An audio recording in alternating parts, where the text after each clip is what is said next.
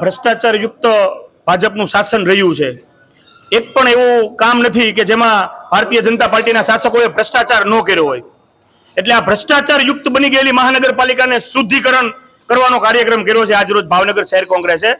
ખાસ કરીને આપણે એમ જોઈએ તો અમે ગંગાજળ અને અમારે ભૂદેવની સાથે રાખી ગંગાજળ અને ગૌમૂત્ર સાથે અમે આ જે ભ્રષ્ટાચાર યુક્ત જે મહાનગરપાલિકા બનેલી છે એને અમે શુદ્ધિકરણ કર્યું છે। કારણ કે આજ મહાનગરપાલિકાના તમામે તમામ કોર્પોરેશનનો આજ છેલ્લો દિવસ છે।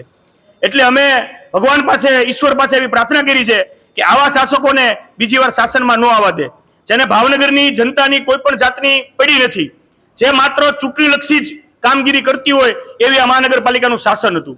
એક પણ એવું કામ ન હોય, રોડના કોન્ટ્રાક્ટ હોય કે કોઈ પણ કામ એવું ન હોય, લીઝ પટ્ટાનું હોય, આ લોકોનો ભ્રષ્ટાચાર ન કર્યો હોય એવું કોઈ પણ કામ આ શાસનમાં રહ્યું નથી। એટલે ખાસ કરીને આ અબોલ જે શાસકો છે, જે લોકો માટે નથી બોલી શકતા એવા શાસકોના પગલા ધોવા માટે, એનું શુદ્ધિકરણ કરવા માટે અમે આજરોજ આ કાર્યક્રમ કર્યો હતો।